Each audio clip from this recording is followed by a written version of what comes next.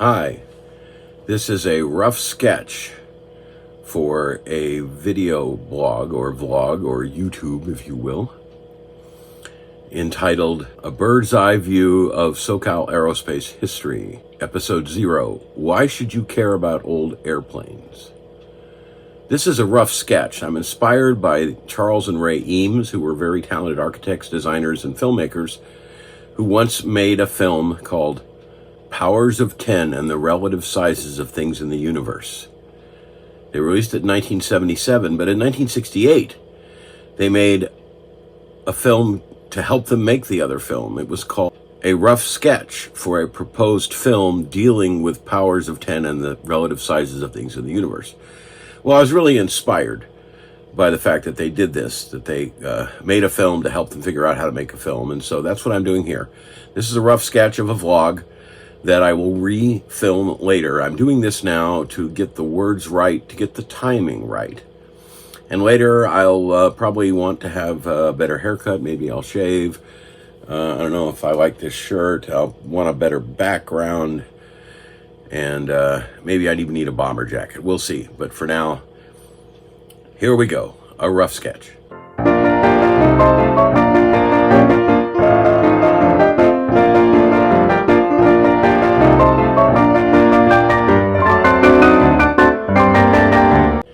Have you ever been dragged to an air show or an aircraft museum and looked at a bunch of airplanes and thought to yourself, well, they're beautiful, I guess, machines that people built to do things, but why should I care? I mean, what does this have to do with me and my daily life? Why are these other people also excited about these airplanes? Well, that's what I want to answer in this series, because what I found is the missing component for most people are the stories about how these airplanes came to be and why and how they were used. Hi, I'm Alan Scrivener. I've had a long career mostly as a computer graphics expert, and I've worked in aerospace. I've worked in scientific visualization. I've worked in other kinds of numeric visualization, including public health data, a lot of geospatial data. I've worked with people that were doing partial differential equations on a finite element mesh to determine the patterns of cracks in rocket nozzles. I've worked with people doing computational fluid dynamics, for example, to find the airflow over a space shuttle during reentry at supersonic speeds. And I've looked at a lot of geophysical data for like oil and gas exploration, a lot of molecular data, things that don't really have a lot to do with what I'm doing in this series. But my point is that during all this time, I was exposed to a lot of scientists and engineers, many of whom were working to solve problems in the aerospace industry. So I come from a family that has a lot of aircraft connections. My father was initially an aircraft mechanic in the Korean War, and then became, after he got his degree in electrical engineering, became an avionics expert for Pan American, and then moved to Convair, where he became a test flight engineer, and then from there moved to PSA, where he worked his way up to pilot and then captain. PSA was bought by US Air, and he continued to fly until he retired. He also took me on some light plane trips when he was getting his commercial license, and I think that he and I may have been among the very few people who have ever searched for the lost Peg Leg Smith gold mine in a light aircraft. Also, my oldest sister became a flight attendant in her 20s and has been one for her entire career, again for PSA, which was bought by US Air, which was then bought by American Airlines. And so we've always had a lot to talk about airplanes in our family. I should also add that I've actually held the stick once of an aircraft and flew it straight and level for a few minutes. That's my only piloting experience, but I have a great deal of respect for pilots and what they've done. In my aerospace days, I've actually worked for General Dynamics and for Rockwell International, two large aerospace companies. Been a vendor to many aerospace companies: Northrop Grumman, Lockheed Martin, Boeing, McDonnell Douglas, Hughes, TRW, Pratt & Whitney, the Aerospace Corporation, and a number of military bases, national labs, and NASA facilities. When I worked at Rockwell, they had a wonderful technical library, and I got a lot of books out. They'd let me check out as many books as I wanted for as long as I wanted, as long as there wasn't another reader who put a hold on them. And I read a lot on the history of aviation and rocketry. And so it's always been a hobby interest of mine. And I'm also, just as a hobby, I've generally been interested in the history of technology, whether it's old roads, railroads, aircraft, rockets. I guess a lot to do with transportation. So I've just been wandering around with this knowledge rattling around in my head for a long time. And the origin of the idea for making this series came when a friend of mine, Wayne Holder, invited me to go with him to look at a building in San Bernardino. It was a giant windowless cube that used to contain a SAGE computer, which is a computer that was used to detect and react to missile attacks during the Cold War. And there were a handful of these things scattered around America, and we wanted to go look at one. It was, interesting if you knew what it was. Otherwise, it was just, what's that weird thing?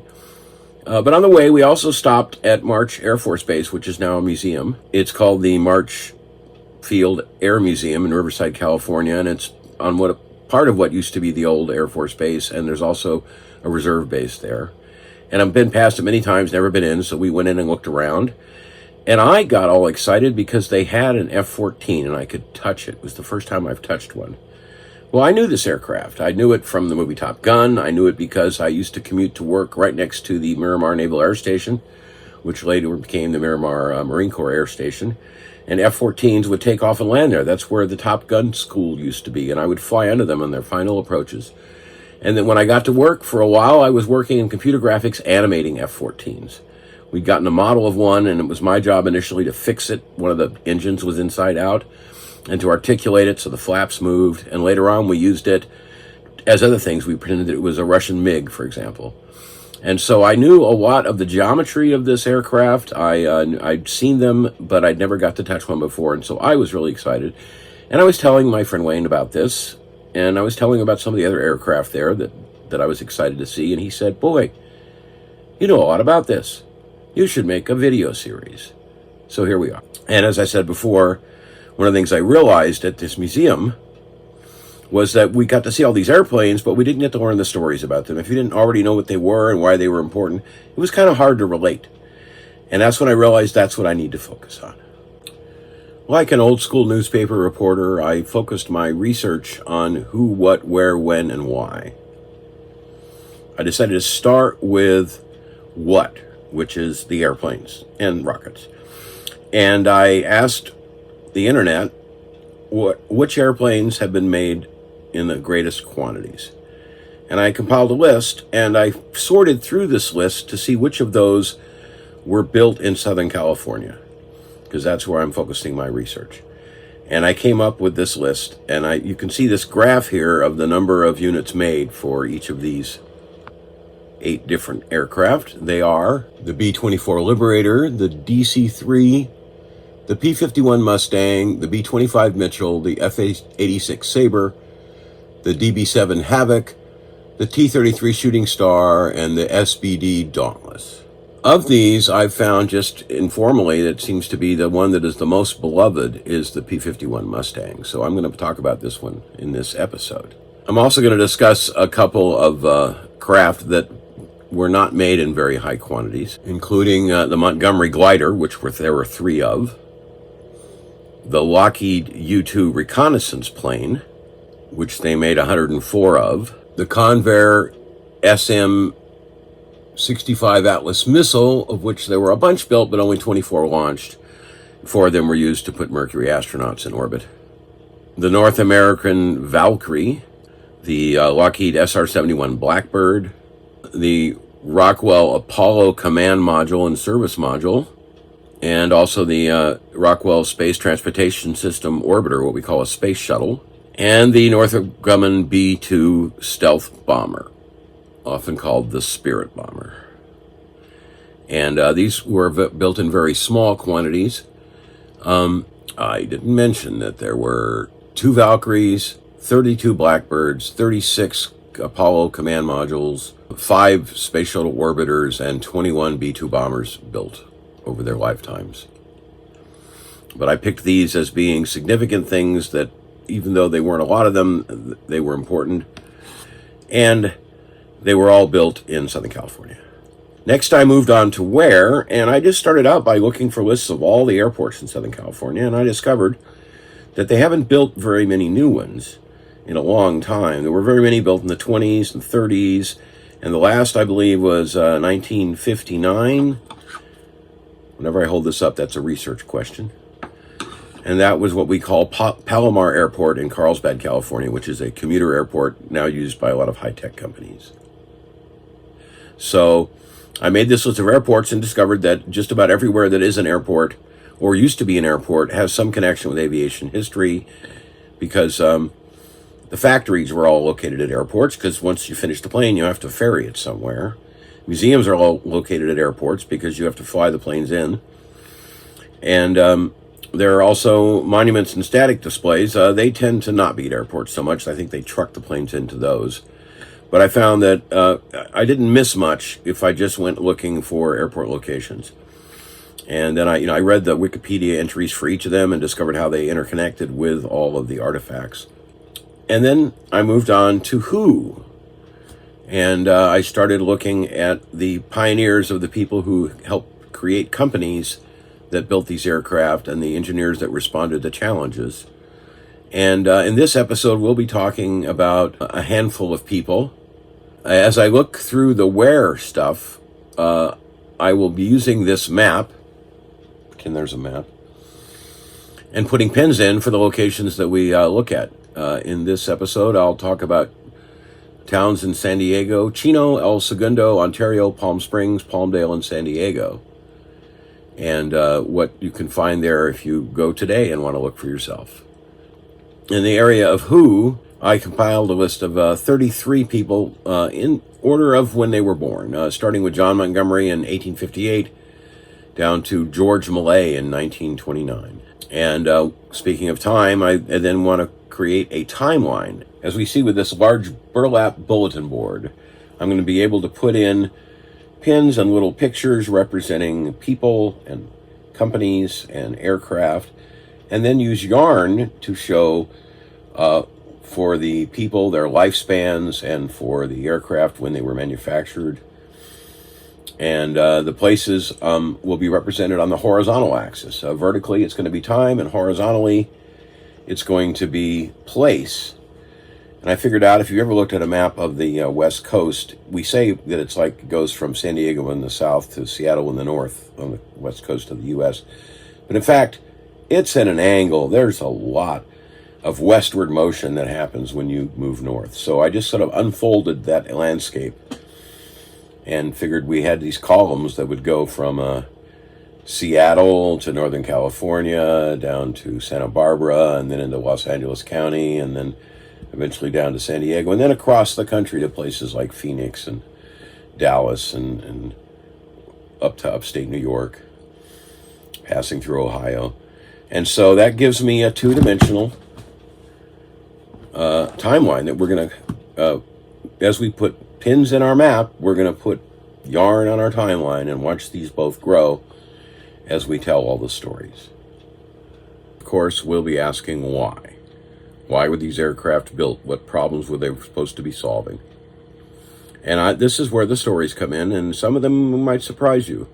For example, the ability of women and minorities to work in manufacturing and engineering got a big boost during World War II because they needed everyone they could get to do manufacturing. And the young men were mostly off fighting in Europe and the Pacific. So we'll see some of those stories. And also, we will see that there's some amazing collaborations and innovation came about because of people being under pressure. So as I've said, perhaps the most beloved airplane in this whole bunch is the P-51 Mustang. The P stands for pursuit. It's what we now call a fighter plane. And you might wonder why. I mean, I have a model here, this beautiful P-51 model. It is a nice looking aircraft. It sort of resembles some kind of vicious fish. Sometimes people paint shark teeth on it. But it has some very nicely tapered wings. But that isn't enough to make an aircraft beloved. And so we're going to look at the story of how the P-51 entered the hearts of so many people. And it is a riddle because there are videos, if you go out on YouTube today, people have bought these, restored them. They fly them at air shows. They give you walkthroughs. They do analysis of the engineering.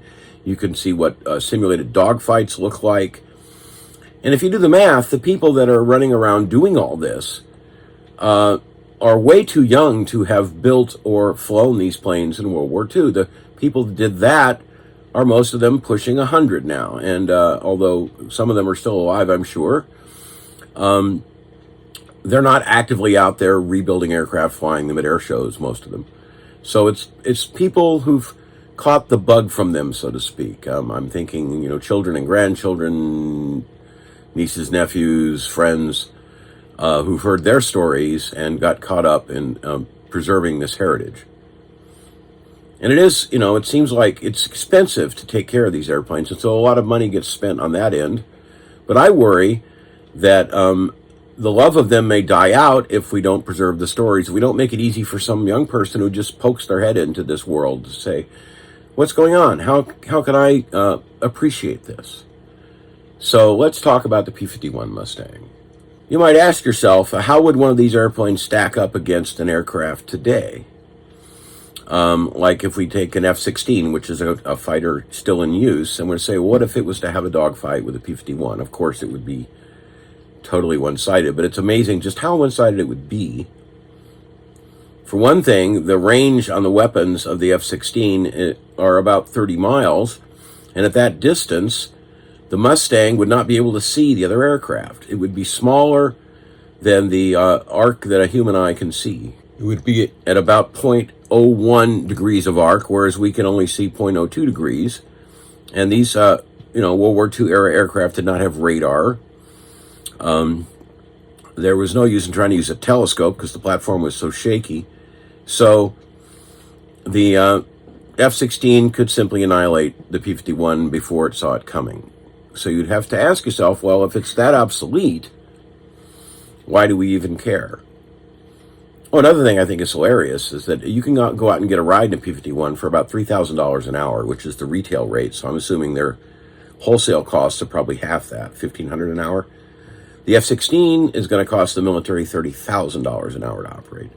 So that's the price we pay to have superior aircraft. But let's rewind here and go back to the early days of aviation. We all remember the Wright brothers flew the first airplane. It was a biplane. It had the double wings. And the way they began to make money initially was with mail delivery. World War I came along, and there were several companies that made aircraft for military use in that war, and it was discovered that the best use of them was to disrupt supply lines and factories of the enemy. And in fact, some experts believe that World War I was won by the Allies because we were so successful at keeping their materiel from ever getting to the battlefield. But not everyone learned that lesson. The Army and the Navy were very entrenched politically, and in countries around the world, including in World War II, the Allies, America, Britain, Russia, as well as the Axis powers, Germany, Japan, Italy, all had entrenched armies and navies that did not want the aircraft people to have too much power. And the general way they approached things was to say, well, the Army wants to use these aircraft as if they were artillery, and also reconnaissance balloons. We'll use them to fly around and look, and then we'll use them to soften up the other side before we send in soldiers on foot. But there were people rattling around talking about the concept of strategic precision bombing. They used various means to try to get the attention of the politicians, including an amazing little film made by the Walt Disney Company called Victory Through Air Power that Churchill saw, and then he brought it to show Roosevelt and convinced him that they should be bombing German factories. And a mathematician actually did an analysis of the entire German war industry and figured out that the bottleneck was ball bearings. If you've ever seen the show Hogan's Heroes, they were always joking about bombing the ball bearings factories. Well, that's why. And the problem they had, however, was they had these bombers that they would take off from England and go flying towards Germany. And by the time they got where they were going, their fighters were out of fuel. I mean, they had to have fuel for the return trip, so they would turn around shortly before arriving. And then the bombers, on the final stage of the trip, would be vulnerable. And So not many of them got through. It was very harrowing. And this is the home court advantage, which worked out well earlier in the war when the Germans were bombing the British in what they called the Blitz in 1940, before the U.S. even joined the war. The RAF did a wonderful job of defending England, and people say it's because of their courage, which I'm sure had a lot to do with it, but also they had the home court advantage. They could take off with a full load of fuel and dogfight with planes that had come all the way from Germany and needed fuel to get back. And so they were able to dominate the sky there. But now they were facing the opposite problem in the strategic bombing. And they reached a point where they needed more planes. The British had been using these P-40 Warhawks made by the Curtiss Corporation. But they asked Curtiss for more, and Curtiss said, we can't build more. We're maxed out. They really were not geared up for wartime manufacturing. They were still making planes for mail use. That was the big domestic market. So they went to North American Aviation. Curtiss, at the time, was located in upstate New York. They went to North American, which was located in Los Angeles County, and they talked to a guy, James H. Kindleberger, also known as Dutch. And he said, yeah, we can build those planes for you. And in fact, they got to work on it immediately. But he also said, if you'll give me a chance, we can design you a new, better plane in 120 days. And the British didn't know what to think, but these guys had already been building trainers for them and doing a great job. And so they said, sure, give it a shot. And they came in with a plane. It hadn't had the engines installed yet, but the airframe was done 3 days short of the 120-day deadline. Sent it over to Allison, which was the company that made the engines and put engines in it, and then sent it off to England, where it was used in combat. They discovered some problems with it. Didn't do very well at high altitudes, and it had a vulnerable cooling system. The Germans figured out how to shoot out the cooling system and crash the plane. And some other problems that turned out to be minor because they were fixable. But the British said, well, we can't use these things as is for the intended purpose, which is fighters, so we're going to use them as dive bombers. And they did for a while. But then somebody got the idea to take a Rolls-Royce Merlin engine, which was a new aircraft engine, and put it in the Mustang to replace the Allison engines. And this Merlin engine had two superchargers, which are basically part of what now makes a jet engine. Is turbines that compress the air before it's sent in to mix with the fuel, and so it burns faster and hotter. It's more efficient. You get more thrust. You use less fuel. You can do it a better job at high altitudes because you're compressing the thin air. And so this turned out to be the magic combination. The P-51 had already proved itself to be very maneuverable in flight because it had some very innovative wing design based on a brand new theory called laminar flow in fluid dynamics. So with this added engine capability, they suddenly had like all the things they wanted. Their wish list was complete, that this was a plane that could go fast, that could go far, could carry enough fuel to get there and back, that could go at high altitudes, that was extremely maneuverable, that could win a dogfight.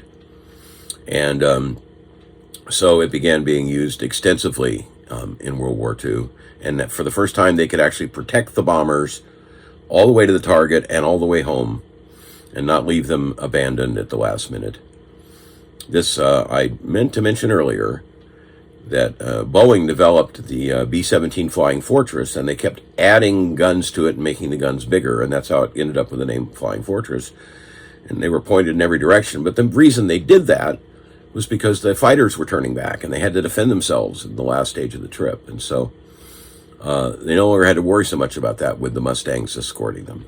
So these planes were all built at the North American Aviation Plant, what they call the Inglewood plant. And I have had a hard time finding this.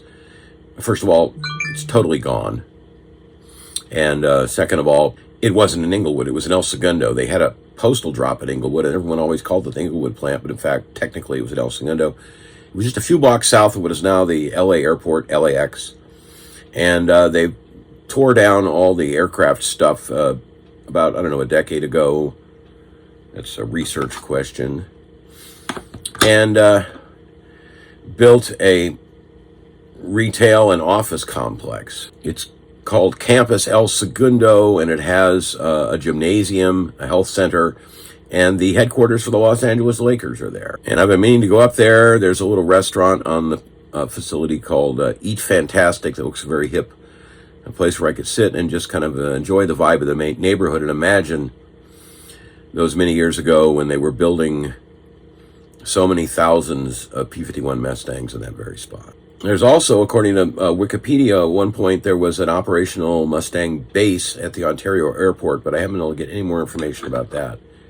If I can figure out what was there and where it was, and if there's a monument or something, I'll include that in the video. If you want to just see a P-51 Mustang, there's a couple places you can go. If you go to Chino, California, to the Plains of Fame Museum, they're going to have a P-51A, which is the model with the Allison engines. If you go to the Palm Springs Air Museum, they have some kind of P-51, not sure what.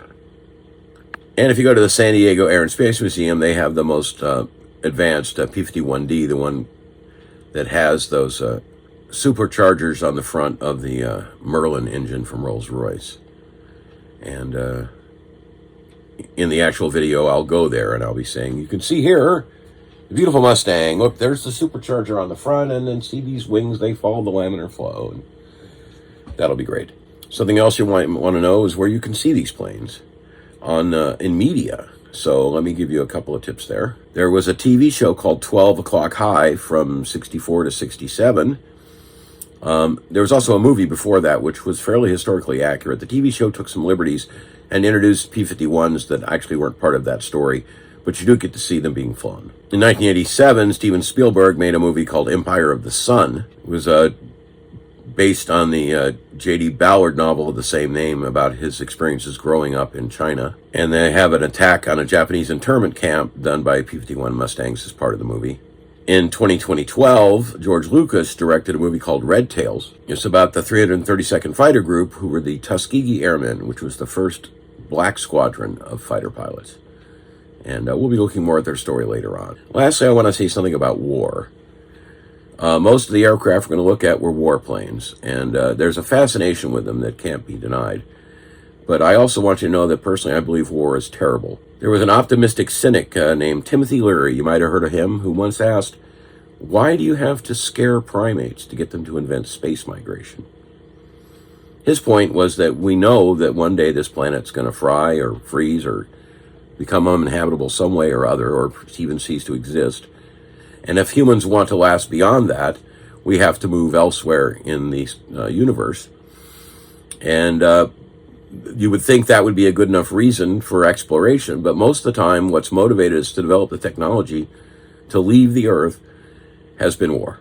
There was a novel about the V-2 rocket called Gravity's Rainbow, written by Thomas Pynchon in 1973, and he talked about mystical views of the rocket. He said the mystics see two rockets, good and evil. A good rocket to take us to the stars, and an evil rocket for the world's suicide, the two perpetually in struggle. Now, that's kind of melodramatic, but, he was a writer. But I see that we've got this dual-edged sword that we create with our technology, that they can do such wonderful and terrible things. I remember I went once to a conference that was put on by the Department of Defense to teach aerospace companies how to bid on government contracts. And it was almost entirely about military contracts. But there was one speaker from NASA, and he said, why would you want to do business with NASA? He said, you're not going to make a lot of money. We only build one or two of things. You're not going to get the big manufacturing runs you get from the military craft. But he said, we encourage you to do this so that your engineers can come out into the sunlight every now and then. They can talk to their families over the dinner table, what they're working on. You end up with a nice model you can put in your lobby. So you have something to show people that isn't classified. And I realized at that point that the word aerospace itself is sort of a misdirection. It's designed to have good feelings about things like, John Glenn, the space program, men on the moon, whereas to ignore the fact that there's 1% of the money being spent on NASA and 99% being spent on warfare.